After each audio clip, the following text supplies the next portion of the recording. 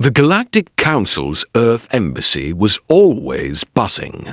On any given day, translators bickered over verb conjugations from languages that relied on fragrances rather than sound. Security drones drifted along the ceilings, scanning guests for questionable items that humans didn't even have names for yet. And somewhere in the back offices, without fail, someone was photocopying their tentacles again. Wayne had grown used to all of it. 3 years running the small salon tucked into the embassy's commercial wing had hardened him to chaos. Humans technically weren't supposed to be working here yet.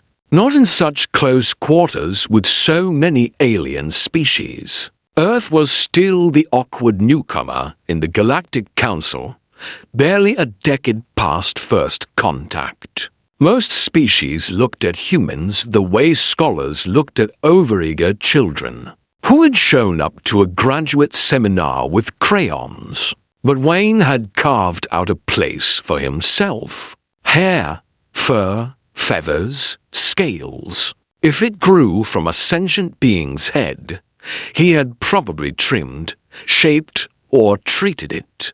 Over the years, he'd learned to adapt his tools and techniques to physiology no Earth textbook could have prepared him for. Mr. Wayne, the voice was soft, musical, and trembling with something that made him turn immediately. In the doorway stood a young Valenian girl. She looked no older than 17 in human years, her opalescent scales shifting gently with iridescent light, but her head tendrils normally elegant. Glowing extensions that pulsed with life hung dull and heavy at her shoulders. "My name is Diana," she said. "My father is Ambassador Krelvath. I need help." Wayne gestured toward the salon chair. As she walked in, he noticed how gingerly she moved, as if every step pulled at invisible threads of pain. Her hands trembled. Her eyes, normally clear amber in young Valenians, were shadowed with exhaustion. "What's going on?" Wayne asked, keeping his tone calm. "For 2 years I've had headaches. Every day, sometimes so severe I can't leave my quarters." She swallowed. "Our physicians can't find the cause. They say it's psychological, that I'm not adapting well to Earth." Wayne had heard that kind of dismissal before. He had been a medic during the Unification Wars, long before he ever picked up a pair of salon shears. He knew the look of someone who had suffered in silence for too long. Diana carried that look now. "May I examine your tendrils?" he asked gently. She nodded. Wayne's hands, steady from years of working with delicate structures, moved through the dim tendrils. They felt to cool. Their bioluminescence, which should have flickered with her heartbeat, barely glowed at all. He checked each one with the practiced precision of someone who understood that beauty and biology were often intertwined. Then he paused. "Diana, when did you last see a Valenian groomer?" he asked. "Before we came to Earth." She winced. "My father's posting was supposed to be temporary, but it's been extended twice." "That explains something," Wayne murmured. He lowered his magnification visor and leaned closer to the base of her primary tendril. Something thin and translucent hugged the flesh so tightly it was nearly invisible. "Don't move," he said softly. He retrieved his finest scissors and a pair of tweezers. Under the visor's magnified view, the truth became clear. It was a growth ring, a natural developmental remnant Valenian shed as they matured. This one, however, had not fallen away. It had stayed wrapped around the tendril like a tightening noose. For 2 years it had constricted blood flow, compressed nerve clusters, and triggered chronic inflammation. No wonder she was drowning in pain. It was the biological equivalent of having a wire embedded around your spine. This might feel strange, Wayne warned. Tell me if anything hurts.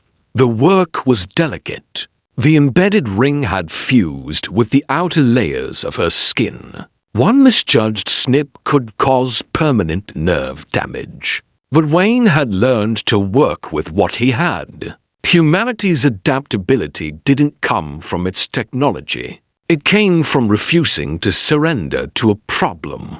20 careful minutes later, the growth ring slid free into his palm. The change was immediate. Diana gasped, grabbing the sides of the chair as vibrant color surged back into her tendrils. Their dull gray-blue light ignited into a brilliant wash of turquoise and green. Energy rippled along their lengths as if life itself had rushed back into her. The pain. She touched her temples, then her tendrils. It's gone. Wayne held up the removed ring, a delicate translucent band that looked harmless, almost beautiful, despite having tormented her for years. Your physicians were looking for diseases or emotional trauma, he explained. They weren't trained to look for grooming complications. A Valenian specialist would have spotted this in seconds. But Earth doesn't have any yet. Tears filled Diana's eyes. Relief, not agony. She let out a short, breathless laugh that transformed quickly into something bright and joyful. 2 years, she said. 2 years of specialists, scans, theories, treatments.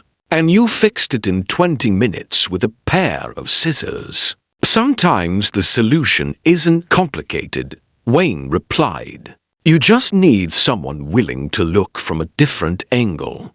Diana stood slowly, marveling at the fluid motion of her restored tendrils. They cascaded around her shoulders, glowing like underwater lanterns. She moved with a freedom that made her pause just to savor the absence of pain. Thank you, she said softly. I don't know how to repay you. Just tell people, Wayne said as he cleaned his tools. Humans might be new to the Council. We might not have your centuries of knowledge or advanced medicine, but we're good at solving problems. We keep trying until something works, and we care when someone's hurting. Diana hesitated at the doorway, her expression shifting with new understanding. My father argues that humans aren't ready for greater responsibility in the Council. That your species is too young, too inexperienced. She touched her glowing tendrils. Maybe he needs to rethink what ready really looks like. When she left, Wayne resumed sterilizing his instruments. Through the salon window, the stars shimmered above Earth. So many civilizations, so much history and wisdom. Yet none of them had solved Diana's pain. A simple human with a simple tool had done what advanced medical scans had missed. Maybe that was humanity's unexpected gift to the galaxy. Not strength, not superior intelligence, not ancient knowledge. Something quieter. Humans refused to accept suffering as a permanent condition. They kept searching for answers, even in the smallest details. They believed every problem had a solution, and they cared enough to keep looking until they found it. Wayne smiled as he prepared for his next appointment. The galaxy was vast and often unforgiving, but wherever humans traveled, they carried a stubborn truth with them. No one should suffer if there is a way to help. And there is always a way to help, if you care enough to see it. ChatGPT can make mistakes. OpenAI doesn't you?